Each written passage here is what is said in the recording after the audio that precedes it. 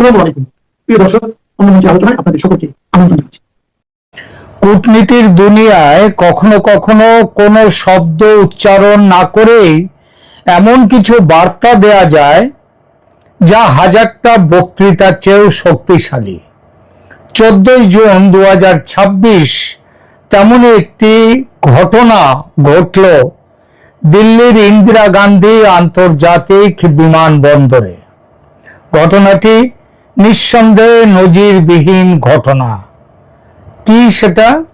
বাংলাদেশের প্রধানমন্ত্রী তারেক রহমানের তথ্য ও সম্প্রচার বিষয়ক উপদেষ্টা ডক্টর জাহেদুর রহমান তিনি গেলেন একটি আন্তর্জাতিক সম্মেলনে যোগ দিতে ভারতে, কিন্তু দিল্লির মাটিতে পা রাখতেই তাকে আটকে দিল ভারতীয় ইমিগ্রেশন কর্তৃপক্ষ।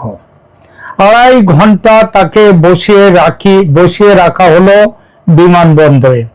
একজন রাষ্ট্রপ্রধানের, তাও আবার সে দেশটি হচ্ছে ভারতের নিকটতম প্রতিবেশী বাংলাদেশের রাষ্ট্রপ্রধানের বিশেষ উপদেষ্টা, তাকে এভাবে বিমানবন্দরে আটকে রাখা, এটা কি শুধুই ইমিগ্রেশনের রুটিন তল্লাশি, নাকি এটা ছিল বাংলাদেশ সরকারের প্রতি ভারতের একটি বার্তা, যে বার্তাটাকে চপেটাঘাত বললেও বেশি বলা হয় না? আজকের ভিডিওতে আমরা বিশ্লেষণ করব কেন এই ঘটনা কোনো সাধারণ প্রশাসনিক ভুল নয়, বরং এটি তারেক রহমানের জন্য এবং একই সঙ্গে বাংলাদেশ সরকারের জন্য ভারত সরকারের পক্ষ থেকে এক কঠোর এবং সুচিন্তিত হুঁশিয়ারি। ঘটনার শুরুটা হয়েছে একটি বড় প্রশাসনিক ত্রুটি দিয়ে, আর ভারত সেই ত্রুটিটাকে কাজে লাগিয়েছে সঠিকভাবে। ডক্টর জাহেদুর রহমান মন্ত্রী মর্যাদার একজন উপদেষ্টা, প্রতিমন্ত্রীর সমান পাওয়ার তার। সেই হিসেবে তার কূটনৈতিক বা লাল পাসপোর্ট নিয়ে ভারতে যাওয়ার কথা, যেটা উনি কূটনীতির কাজে আসছেন। উনি তার ব্যক্তিগত সফরে আসছেন না, উনি কূটনীতির কাজে আসছেন। সেই জন্যে তার লাল পাসপোর্ট নিয়ে ভারতে আসার কথা, কিন্তু বিস্ময়করভাবে তিনি দিল্লি পৌঁছলেন সাধারণ পাসপোর্ট নিয়ে, যার একটা সোজা কথা হলো লাল পাসপোর্ট হয় তিনি তার নামে ইস্যু হয়নি, অথবা লাল পাসপোর্ট ইস্যু হয়েছে তার হাতে পৌঁছয়নি, কিংবা তিনি আনতে ভুলে গেছেন।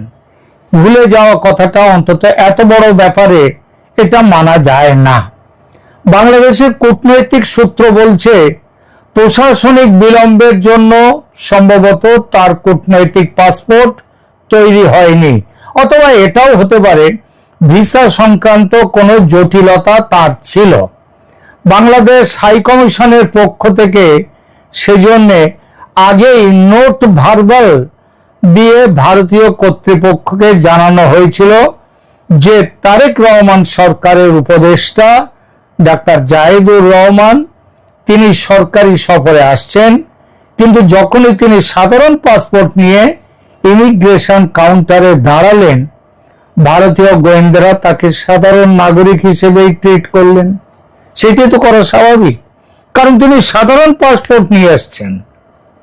সাধারণ পাসপোর্ট ভারতের হাতে সেই আইনি অস্ত্রটি তুলে দিল, যা দিয়ে তারা ডাক্তার জাহেদকে পুরোপুরি আটকাতে পারত।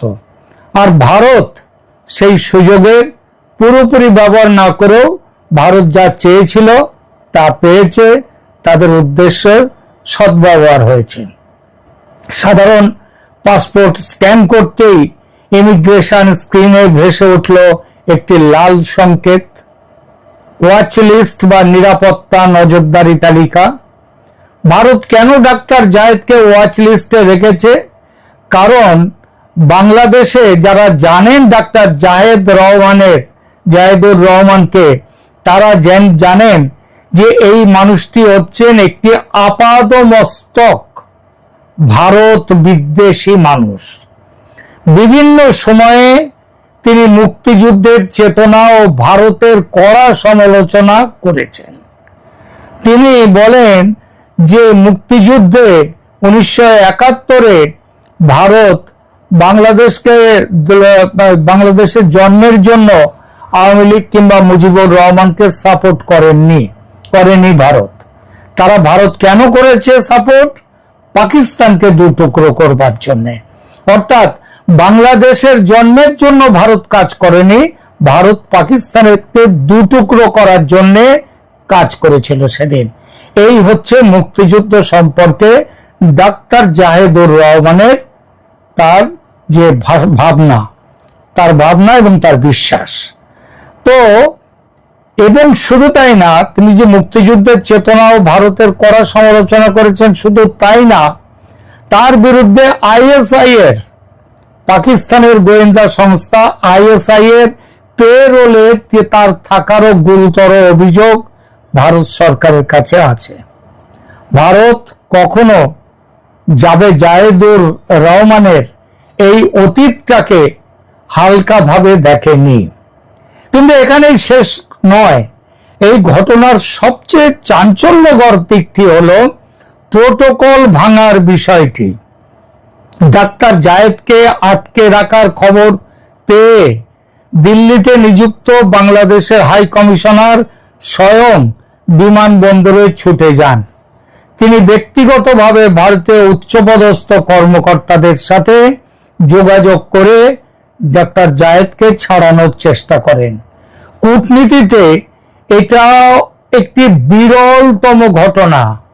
একটি দেশের হাই কমিশনার যখন বিমানবন্দরে গিয়ে তদবির করেন এমন একজনের জন্য যিনি আবার সেই দেশের প্রধানমন্ত্রীর ব্যক্তিগত উপদেষ্টা, তখন সাধারণ সৌজন্যের খাতিরে হলেও বিষয়টির দ্রুত সমাধান করা হয়। কিন্তু ভারত তা করেনি।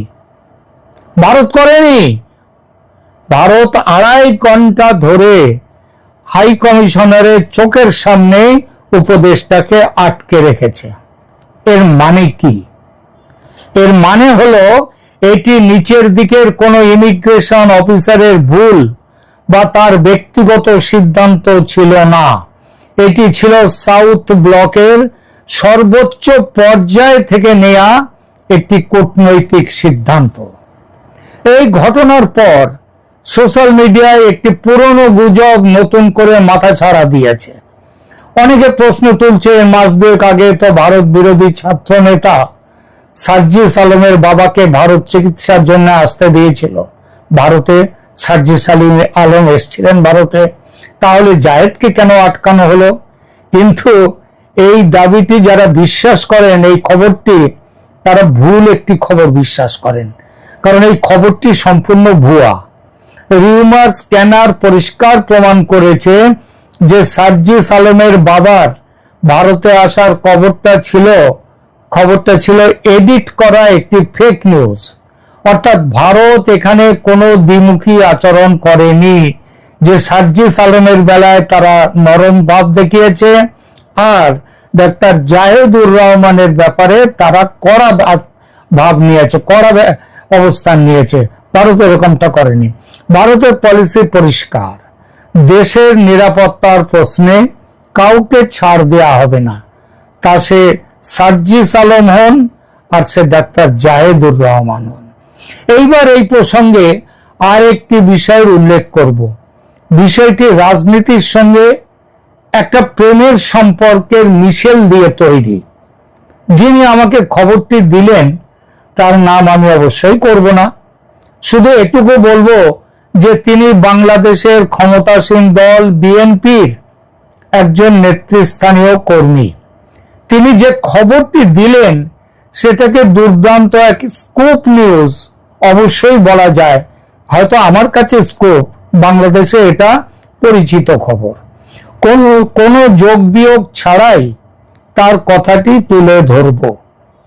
সত্যি মিথ্যার বিচার আপনাদের, আর দায় যদি মিথ্যা হয় তার সেই দায় যে নেতা আমাকে খবর দিয়েছেন তার। আমি শুধু খবরটি আপনাদের সামনে দিচ্ছি।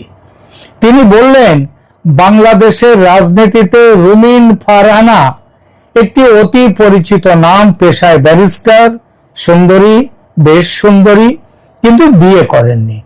শেখ হাসিনার বিগত 15 বছরের শাসনকালে বিরোধিতার পতাকা যারা মাথার উপর তুলে চলেছিলেন, সেই অল্প কয়েকজনের মধ্যে রুমিন ফারহানা শুধু একজন ছিলেন না, ছিলেন বলতে গেলে অনেকটাই 1 নম্বরে।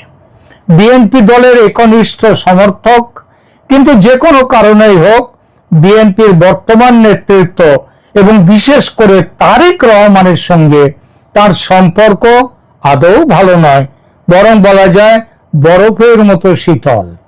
এই শীতল সম্পর্কের জন্য গত নির্বাচনে রুমিন ফারহানাকে বিএনপির টিকিট দেওয়া হয়নি, কিন্তু তিনি প্রবল লড়াকু মহিলা, তার উপর তার একটা নিজস্ব জনভিত্তি আছে। সুতরাং এই অবস্থায় নির্দলীয় হিসেবে লড়াই করেন তিনি এবং জিতে যান।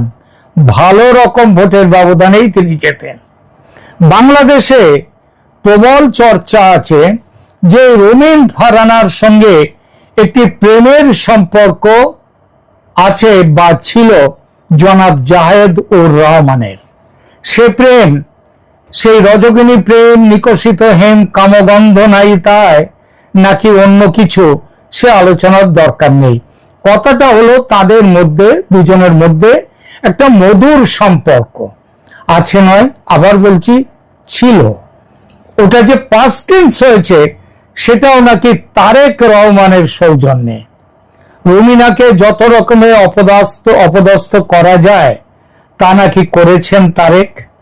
আর সেই পর্যায়ের একটি পদক্ষেপ হলো ডাক্তার জাহেদুর রহমানকে প্রধানমন্ত্রীর উপদেষ্টা পদে নিয়োগ, যাতে রুমিনা ফারহানা, তার মতো একজন পুরনো বিএনপি নেত্রী, তিনি আজকে বিএনপিতে ঢুকতে পারলেন না, অথচ জাহেদুর রহমান প্রধানমন্ত্রীর উপদেষ্টা হিসেবে নিযুক্ত হয়ে গেলেন, যাতে রুমিনা ফারহানার জ্বলন আরো বেড়ে যায়। কিন্তু বিএনপির মধ্যে রুমিনার সমর্থক যে একেবারে নেই তা নয়, তারা আবার ঘোরতর জাহেদ বিরোধী। জাহেদকে অপদস্থ করার জন্য ডিপ্লোম্যাটিক পাসপোর্ট ইস্যু নিয়ে ঝামেলাটা নাকি একটি চক্রান্তের অংশ, এবং এটা ইচ্ছা করেই করা হয়েছে যাতে দিল্লিতে গিয়ে একটা অপদস্থ হওয়ার মতো জায়গায় জাহেদুর রহমানকে পড়তে হয়। তারা যখন দেখলেন যে রেড পাসপোর্ট ইস্যু হলো না, কিংবা সেটা জাহেদুর রহমানের হাতে পৌঁছলো না, তখন তারা দিল্লির একটা মহলকেও নাকি আগে থেকে টিপে দিয়েছিলেন, মানে খবর পাঠিয়েছিলেন যে এই মানুষ যাচ্ছেন। আর তারই পরিণামে ডাক্তার জাহেদুর রহমান একেবারে ক্যাচ কট এবং একটা বড় সড় কূটনৈতিক থাপ্পড় খেয়ে গেল বাংলাদেশ। কার কাছে? ভারতের কাছে। এই ঘটনা এটাও দেখিয়ে দিল যে বিএনপি দলের ভেতরে ক্ষমতার ভাগ বাটোয়ারা নিয়ে বেশ ভালো রকম, যাকে বলে টানা হ্যাচড়া চলছে। পাকিস্তানপন্থী বনাম বাংলাদেশপন্থী বিএনপি, মুক্তিযুদ্ধপন্থী বিএনপি বনাম মুক্তিযুদ্ধ বিরোধী বিএনপি। জাভেদ, আগেই বলেছি, অসম্ভব রকমের মুক্তিযুদ্ধ বিরোধী পন্থী তিনি ছিলেন। তিনি বিএনপিও ছিলেন না, তিনি ছিলেন অরিজিনালি জামাতের মানুষ, তিনি পাকিস্তানপন্থী। তাহলে এই যে ঘটনাটা ঘটলো দিল্লি এয়ারপোর্টে, এর মধ্যে দিয়ে ভারত আসলে কি বোঝাতে চাইল? ভারত ডাক্তার জাহেদকে কিন্তু ডিপোর্ট করেনি বা একেবারে তাড়িয়ে দেয়নি। 2.5 ঘন্টা পর তাকে অনেক জিজ্ঞাসাবাদ করে, তাকে মানে যাকে বলে একেবারে প্রচন্ড রকমের ভাবে তাকে জিজ্ঞাসাবাদ করবার পর তখন তাকে প্রবেশের অনুমতি দেওয়া হয়েছিল। আর এটাতে ডাক্তার জাহেদ ততক্ষণে ভেঙে পড়েছেন জিজ্ঞাসাবাদে, এবং ভেঙে এতটাই পড়ে গেছেন তিনি কিন্তু সরকারের প্রতিনিধি হয়ে একটি বৈঠকে এখানে যোগ দিতে আসছিলেন, আন্তর্জাতিক বৈঠকে। কিন্তু তিনি ফিরে গেলেন, তিনি সরকারের কথা শুনে যাননি, ফেরত যাননি, তিনি নিজে ক্ষুব্ধ হয়ে ফেরত গিয়েছেন। অর্থাৎ তার নিজের ক্ষোভ সেটা বেশি হয়ে গেল সরকারি কাজের চেয়ে। তাকে প্রবেশের অনুমতি দেওয়ার মাধ্যমে ভারত তারেক রহমানকে এই বার্তা দিল যে আমরা আপনাদের সঙ্গে সম্পর্ক রাখতে চাই, তাই আমরা তাকে প্রবেশের অনুমতি দিয়েছি, আমরা ফেরত দিইনি। তিনি ফিরে গিয়েছেন তার নিজের ইচ্ছায়। আমরা বাস্তববাদী, ভারত বাস্তববাদী কূটনীতিতে বিশ্বাস করে, কিন্তু 2.5 ঘন্টা আটক রেখে ভারত এটাও বুঝিয়ে দিল যে আপনাদের সরকারে বসে থাকা পাকিস্তানপন্থী, ভারত বিরোধী কট্টরপন্থীরা, তাদের আমরা লাল গালিচা সম্বর্ধনা দেব না, রেড কার্পেট তাদেরকে দেব না, তাদেরকে আইন অনুযায়ী তাদের ব্যবস্থা করব। এটি বাংলার সেই প্রবাদের মতোই, কি জানেন তো, ঝি মেরে বউকে শিক্ষা দেয়া। ডাক্তার জায়েদকে অপমান করে ভারত মূলত প্রধানমন্ত্রী তারেক রহমানকে শিক্ষা দিল, একটা কড়া সীমারেখা বা রেড লাইন এঁকে দিল। দিল্লি বুঝিয়ে দিল ভারতের সাথে সুসম্পর্ক চাইলে আইএসআই কানেকশন এবং ভারত বিরোধী মানসিকতাকে দূরে রাখতে হবে, নইলে ডাক্তার জাহেদুর রহমানের মতো ঘটনা আরো ঘটবে। এখন দেখার বিষয় তারেক রহমানের সরকার ভারতের এই চরম বার্তার কি জবাব দেয়। তারা কি এর কড়া প্রতিবাদ করবে, নাকি বাস্তবতার কাছে মাথা নত করে চুপ করে থাকবে? প্রতিবাদের খুব একটা জায়গা নেই, বড় জায়গা নেই। তার কারণ, তাহলে জায়েদুর রহমান প্রথম ভুল করেছেন যে তিনি সাধারণ পাসপোর্টে গেছেন। সাধারণ পাসপোর্টে যদি কোনো কূটনৈতিক নেতারাও যান, সেটা তাদের ব্যক্তিগত সফর হয় এবং সেখানে জিজ্ঞাসাবাদ করবার পুরো এখতিয়ার বা অধিকার ভারতের থাকে। প্রিয় দর্শক, আপনাদের কি মনে হয় কমেন্ট করে অবশ্যই জানাবেন। বিশ্লেষণটি ভালো লাগলে ক্যালকাটা ডায়ালগসে সাবস্ক্রাইব করুন। দেখা হবে পরবর্তী ভিডিওতে। ধন্যবাদ।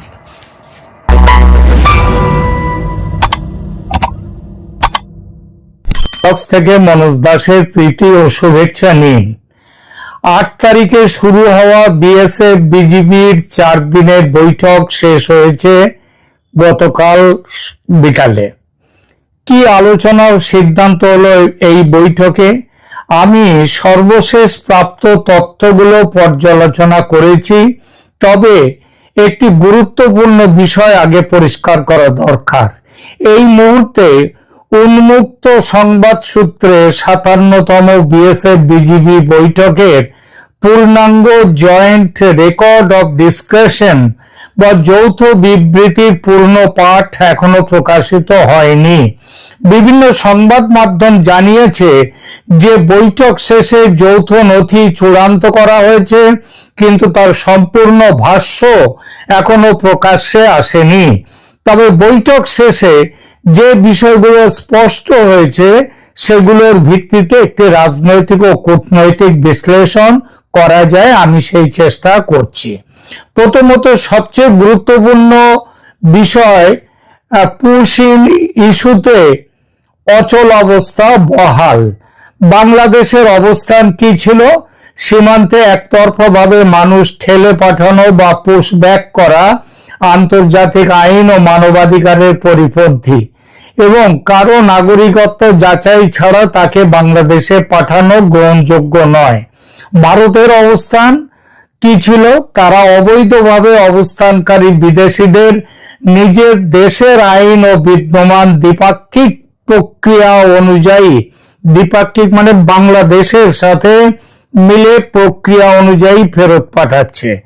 বাংলাদেশ নাগরিকত্ব যাচাই করতে দীর্ঘ সময় নিচ্ছে বলেও ভারতীয় পক্ষ অভিযোগ করছে, এমনকি বেশ কিছু কোনো উত্তরই পাঠাচ্ছে না। এইটা বিশ্লেষণ করলে কি পাই আমরা? এই ইস্যুতে কোনো সমঝোতা হয়নি, বরং দুই পক্ষই নিজেদের অবস্থান আনুষ্ঠানিকভাবে নথিভুক্ত করেছে। এটি সম্ভবত এই বৈঠকের সবচেয়ে বড় বাস্তবতা। ভবিষ্যতেও সীমান্তে পুশব্যাক নিয়ে উত্তেজনা অব্যাহত থাকার সম্ভাবনা রয়েছে। দ্বিতীয়, সীমান্ত হত্যা প্রশ্নে বাংলাদেশ চাপ বজায় রেখেছে। বাংলাদেশ এই বৈঠকে সীমান্ত হত্যা, আহত করা, নির্যাতন, নিরস্ত্র বাংলাদেশিদের বিরুদ্ধে প্রাণঘাতী বলপ্রয়োগ এগুলো বন্ধ করার দাবি জোরালোভাবে তুলেছে। আর ভারত কি বলেছে? ভারত বলেছে তারা তাদের সীমানায় তাদের দেশের আইন অনুযায়ী বিচার করবে এবং সেইভাবে যে শাস্তি পাওনা, যেভাবে এই কেসগুলো দেখা দরকার সে সেইভাবেই করছে। এর বিশ্লেষণ করলে আমরা কি পাই? যদিও যৌথভাবে জিরো বর্ডার কিলিং ঘোষণা আসেনি, বাংলাদেশ বিষয়টিকে আবারও শীর্ষ আলোচ্য সূচিতে তুলতে সক্ষম হয়েছে। এটি ঢাকার জন্য একটি কূটনৈতিক সাফল্য হিসেবে দেখা যেতে পারে।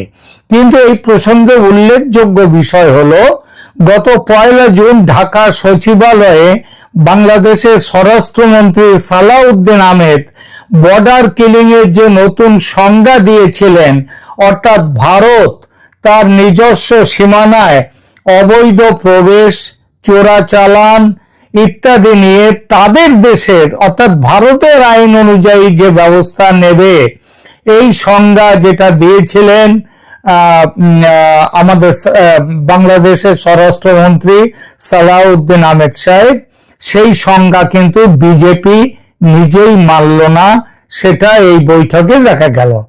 তৃতীয়ত, ভারতের অগ্রাধিকার ছিল নিরাপত্তা ও অনুপ্রবেশ নিয়ে।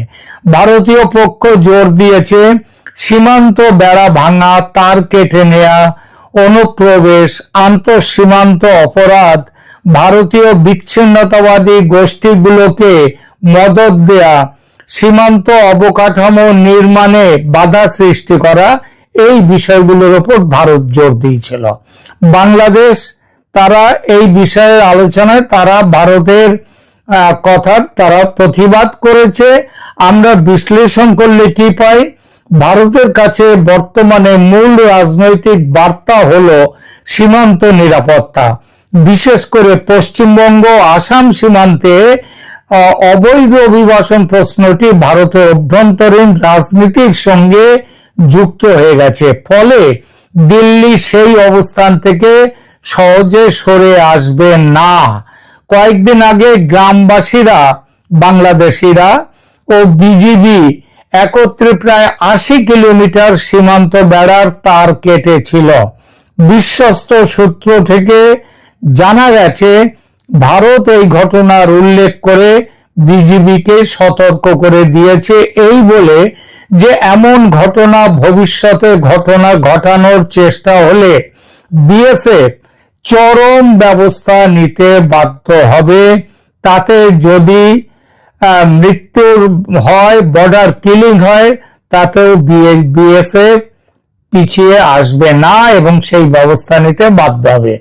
বিএসএফ এই ব্যাপারে জিরো টলারেন্স নীতি নিয়েছে। চতুর্থত, কেন এই বৈঠক আগের বৈঠকগুলোর তুলনায় তাদের চেয়ে বেশি গুরুত্বপূর্ণ? কারণ বিএনপি সরকারের ক্ষমতায় আসার পর এটি প্রথম বড় সীমান্ত বৈঠক। দ্বিতীয়ত, পুশ ইন বা পুশব্যাক ইস্যু গত 1 বছরে সবচেয়ে বড় দ্বিপাক্ষিক বিরোধে পরিণত হয়েছে এবং ভারত বাংলাদেশ সম্পর্ক বর্তমানে খুবই খারাপ একটা জায়গায় পৌঁছেছে এই পুশব্যাক ইস্যুতে, অন্যান্য ইস্যু যদিও আছে। তৃতীয়ত, সীমান্তে একাধিক মুখোমুখি অবস্থান, যেটাকে স্ট্যান্ড অফ বলা হয়, সেটা তৈরি হয়েছে বিএসএফ ও বিজিবির মধ্যে। এটার বিশ্লেষণ করলে আমরা কি পাই? দুই দেশই বুঝেছে যে পরিস্থিতি কিন্তু খুবই উত্তপ্ত এবং এটা যদি নিয়ন্ত্রণের বাইরে যায় তাহলে সীমান্তে বড় ধরনের সংঘাতের ঝুঁকি তৈরি হতে পারে। যে কথাটা আমি ইতিপূর্বে বেশ কয়েকবার আমি এই বিষয়টা নিয়ে আমি বলেছি যে পরিস্থিতিতে সীমান্ত সরগরম হচ্ছে তাতে আগামী দিনে কিন্তু দুদেশের সম্পর্ক এমনকি সীমান্তে ছোটখাটো সংঘর্ষ থেকে বড় কিছুও ঘটতে পারে এবং এটা পারে বলেই মতভেদ থাকা সত্ত্বেও এই বৈঠকে ঠিক হয়েছে যে স্থানীয়ভাবে যোগাযোগের চ্যানেল খোলা রাখা হবে, অর্থাৎ বিএসএফ এবং বিজিবির মধ্যে স্থানীয় পর্যায়ে। তাহলে এইবার আসি শেষ যে কথা সেইখানে, বাংলাদেশ কি কিছু অর্জন করেছে এই মিটিং থেকে, এই বৈঠক থেকে? আর ভারত বা কি পেল? আদৌ কিছু পেয়েছে কি? দেখুন, বাংলাদেশের অর্জন কথাটা প্রথমে আসি। সেটা হচ্ছে পুশব্যাক প্রশ্নটি অন্তত আলোচনার কেন্দ্রে নিয়ে এসছে এবং আমরা যতদূর খবর পেয়েছি সেটা হচ্ছে পুশব্যাক নিয়ে সব থেকে বেশি আলোচনা হয়েছে। দ্বিতীয়ত, ভারতকে বাংলাদেশ বিষয়টি আনুষ্ঠানিকভাবে আলোচনায় নিয়ে আসতে বাধ্য করেছে। বাধ্য করবে, কারণ এখানে তো আলোচনার জন্য আসছে, এখানে তো লড়াই করতে আসছে না। সীমান্ত হত্যা, তৃতীয়ত সীমান্ত হত্যা এবং মানবাধিকার প্রশ্ন পুনরায় তুলে ধরেছে। তবে সীমাবদ্ধতা কোথায়? ভারত তার অবস্থান এক চুল পরিবর্তন করেনি। পুশব্যাক বন্ধের কোন প্রকাশ্য প্রতিশ্রুতি ভারত বিন্দু মাত্র দেয়নি। অর্থাৎ যেভাবে পুশব্যাক চলছে আগামী দিনে সেইভাবেই চলবে। এইবার আসি সামনের কয়েক মাসে কি হতে পারে এই বিষয়টা নিয়ে এইবার দেখা যাক। তিনটি সম্ভাবনা দেখা যাচ্ছে। এক, স্ট্যাটাস কো, অর্থাৎ বৈঠক চলবে, সীমান্তে মাঝে মধ্যে পুশিং বিতর্ক, ছোটখাটো স্ট্যান্ড অফ, এগুলো চলতেই থাকবে, অর্থাৎ যেমন চলছে এখন তেমন চলবে। দ্বিতীয়ত, যাচাই ভিত্তিক প্রত্যাবাসন ব্যবস্থা, যেটা সালাউদ্দিন আহমেদ বলেছিলেন যে ন্যাশনাল আইডেন্টিফিকেশনের ভিত্তিতে তাড়াতাড়ি তাদের নাগরিকত্ব বিচার করে তাদের ফেরত নেওয়ার ব্যাপারটা দেখা হবে। সেই নাগরিকত্ব যাচাইয়ের দ্রুততর পদ্ধতি নিয়ে দুদেশ আগামী দিনেও কাজ করতে পারে। আর তৃতীয়ত, নতুন উত্তেজনা কি? যদি আবার বড় আকারে পুশিং বা পুশব্যাক বা সীমান্তে হতাহতের ঘটনা ঘটে তাহলে রাজনৈতিক উত্তেজনা এবং সীমান্তের উত্তেজনা দুটোই দ্রুত বাড়তে পারে। তাহলে এই বৈঠকের এখনো পর্যন্ত যে খবর আমরা পেয়েছি তার সারসংক্ষেপ করলে কি বলতে পারি? এই বৈঠকের সবচেয়ে বড় বার্তা হলো বাংলাদেশ ও ভারত আলোচনা চালিয়ে যেতে রাজি, কিন্তু পুশব্যাক প্রশ্নে এখনো মৌলিক মতপার্থক্য রয়ে গেছে। অর্থাৎ বৈঠকটি সম্পর্ক ভাঙনের দিকে যায়নি, আবার কোনো বড় সমঝোতাও তৈরি করতে পারেনি। কাঁটাতারের বেড়া, সেখানেও ভারত তার অবস্থান থেকে বিন্দুমাত্র পিছিয়ে আসেনি। আগামী দিনেও কাঁটাতারের বেড়া দেওয়ার কাজ চলবে এবং ভারত কোন রকম এখানে জিরো টলারেন্স নীতি নিয়েছে। তৃতীয়ত, সীমান্ত পরিস্থিতি আপাতত ম্যানেজড টেনশন, মানে যে টেনশনকে মোটামুটি ম্যানেজ করা যায় এমন একটা পর্যায়ে রয়েছে। যদি আগামী কয়েক ঘন্টা বা আগামীকাল পূর্ণাঙ্গ joint record of discussions JRD সেটা যদি প্রকাশিত হয় তাহলে তার ভাষা, ব্যবহৃত শব্দ, মানে এগ্রিড হয়েছে কিনা, কোনো পয়েন্ট কতটা এগ্রিড হলো, কিংবা এগ্রিড না হয়ে নোটেড হলো কিংবা রেইটারেটেড হলো, মানে পুনরায় এটা আলোচনার মধ্যে নিয়ে আসা হলো, আবার এক্সপ্রেসড কনসার্ন যে এই ব্যাপারে দুদেশ কারা কি কনসার্ন বা তাদের চিন্তা ব্যক্ত করলো, এইসব বিশ্লেষণ করে আরো গভীর কূটনৈতিক পাঠ আমি করতে পারবো এবং সেটা সম্ভব হলে আপনাদের সামনে তখন নিয়ে আসবো। আপাতত এখানেই রাখছি, ভালো থাকবেন, ধন্যবাদ।